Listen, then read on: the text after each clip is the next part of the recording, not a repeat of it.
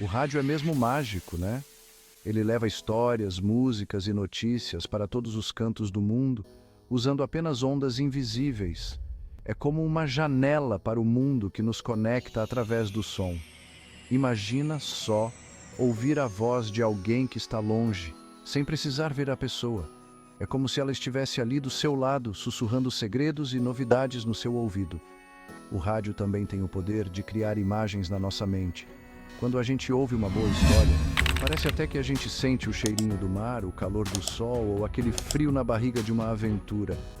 As vozes dos locutores viram nossos amigos do dia a dia, de tão familiares que se tornam. O rádio é aquele amigo para todas as horas, sabe? Seja na hora do cafezinho da manhã, no trânsito caótico da cidade, durante o trabalho ou antes de dormir. Ele sempre está lá para nos informar, divertir e emocionar. É como uma caixinha mágica que, ao ser ligada, abre um portal para um mundo de possibilidades. E para entendermos como essa mágica toda começou, precisamos voltar no tempo para uma época em que a ideia de transmitir sons pelo ar parecia coisa de ficção científica, tipo Jornada nas Estrelas. Nossa história começa lá no século XIX, com dois cientistas brilhantes, James Clerk Maxwell e Heinrich Hertz. Maxwell, um físico escocês, foi o primeiro a desvendar o mistério das ondas eletromagnéticas.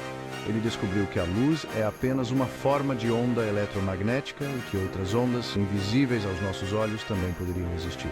Imagina só a cara do mundo científico. Foi como se Maxwell tivesse descoberto um novo Brasil. Um universo invisível prontinho para ser explorado. E foi o físico alemão Heinrich Hertz quem, inspirado pelas ideias de Maxwell, conseguiu provar que essas ondas realmente existiam.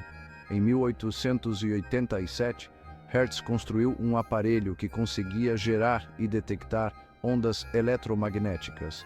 Era um passo crucial para o nascimento do nosso querido rádio. Ele provou que as ondas eletromagnéticas, assim como a luz, podiam viajar pelo espaço. Uma descoberta e tanto que revolucionou a ciência. Com a descoberta de Hertz, as peças do quebra-cabeça começavam a se encaixar. As ondas eletromagnéticas existiam e podiam ser controladas. Só faltava alguém descobrir como usá-las para transmitir informações à distância, sem a necessidade de fios. E esse alguém estava prestes a entrar em cena, mudando o mundo para sempre. Guglielmo Marconi, um jovem inventor italiano, ficou fascinado pelas descobertas de Hertz. Ele acreditava que as ondas eletromagnéticas poderiam ser usadas para comunicação sem fio e dedicou sua vida a transformar essa visão em realidade. Marconi pegou os experimentos de Hertz, deu aquela incrementada básica e, em 1895, conseguiu transmitir sinais sem fio a uma distância de quase 2 quilômetros. Tinha nascido o rádio, minha gente. Imaginem a emoção do Marconi ao enviar a primeira mensagem telegráfica sem fio. Um momento histórico que entrou para os livros e mudou o mundo para sempre. É claro que as primeiras transmissões de Marconi eram apenas sinais telegráficos, tipo códigos que representavam letras e números. Mas a sementinha já estava plantada. O mundo agora sabia que era possível transmitir informações pelo ar, sem precisar de fios e cabos. Era o início de uma nova era, a era da comunicação sem fio, rápida e eficiente. Em 1901, Marconi realizou um feito extraordinário. Transmitiu um sinal de rádio através do Oceano Atlântico, da Inglaterra para o Canadá. Essa transmissão histórica provou que o rádio tinha um potencial enorme, global, e abriu caminho para uma revolução na comunicação. Seção 4. O rádio chega ao Brasil, uma história de paixão. No Brasil, a história do rádio começa com a paixão de um padre cientista e um jovem apaixonado por tecnologia. Padre Roberto Landel de Moura, considerado por muitos o verdadeiro pai do rádio, já fazia experimentos com transmissão de voz sem fio no final do século XIX. Mas foi em 7 de setembro de 1922, durante as comemorações do centenário da independência do Brasil, que o rádio finalmente chegou aos lares brasileiros, em um evento grandioso e emocionante. Edgar Roquette Pinto e Henry Maurice, dois visionários apaixonados por tecnologia, instalaram um transmissor lá no Corcovado, no Rio de Janeiro, para transmitir a ópera O Guarani, de Carlos Gomes. Imaginem a emoção dos poucos sortudos que tinham receptores na época. Era a mágica do rádio invadindo as casas brasileiras, unindo as pessoas em torno de um evento histórico. A transmissão, mesmo com alguns probleminhas técnicos, foi um marco para a comunicação no Brasil. A partir daquele dia, o rádio começou a conquistar seu espaço, levando informação, cultura e entretenimento para um número cada vez maior de pessoas. Seção 5. A Era de Ouro do Rádio. Vozes que encantaram o Brasil. Depois dessa primeira transmissão, o rádio começou a se popularizar no Brasil.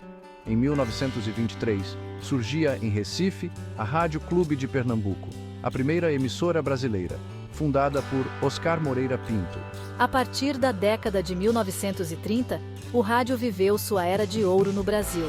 As emissoras pipocavam por todo lado, e a programação era cada vez mais diversificada, com programas de auditório, radionovelas, noticiários e programas musicais. As radionovelas, com seus dramas, romances e muito suspense, conquistaram o coração dos brasileiros. Famílias inteiras se reuniam em volta do rádio para acompanhar as aventuras de personagens inesquecíveis. Era como assistir a um filme, mas usando a imaginação, o que era muito mais emocionante. Os programas de auditório também faziam o maior sucesso, com música ao vivo, muito humor e concursos. O auditório lotado vibrava com a presença de artistas famosos e anônimos que buscavam a fama. Era a grande diversão da época, um momento de alegria e descontração para esquecer os problemas. Grandes nomes da música e do humor, como Carmen Miranda, Francisco Alves, Orlando Silva e o genial Ari Barroso, se consagraram no rádio. O rádio se tornava um celeiro de talentos, revelando artistas que marcaram época e que até hoje são lembrados com carinho. Seção 6. O rádio no século XXI, um companheiro atemporal. O surgimento da televisão na década de 1950 foi um grande desafio para o rádio, mas ao contrário do que muitos pensavam, o rádio não morreu. Ele se reinventou, se adaptou aos novos tempos e consolidou seu espaço como um meio de comunicação ágil, acessível e democrático. O rádio acompanhou as mudanças tecnológicas, incorporando a FM, a transmissão via satélite e, mais recentemente, a internet. Hoje, podemos ouvir rádio em qualquer lugar, a qualquer hora, através de diversos dispositivos como rádios portáteis, smartphones, computadores e até mesmo geladeiras inteligentes. O rádio continua sendo uma companhia essencial para milhões de pessoas, especialmente em um mundo cada vez mais acelerado e conectado. Ele nos informa sobre o trânsito, as notícias do dia e nos conecta com o mundo exterior, mesmo quando estamos presos em nossos carros ou em filas. O rádio é um meio de comunicação poderoso, capaz de atingir um grande público de forma rápida e eficiente. Ele continua a ser fundamental para levar informação, cultura e entretenimento a comunidades remotas e a populações marginalizadas. O rádio evoluiu, se modernizou, mas nunca perdeu sua essência. A magia de contar histórias, transmitir emoções e conectar pessoas através do poder do som. Ele continua vivo, vibrante e relevante, pronto para nos acompanhar pelas próximas décadas, reinventando-se a cada dia,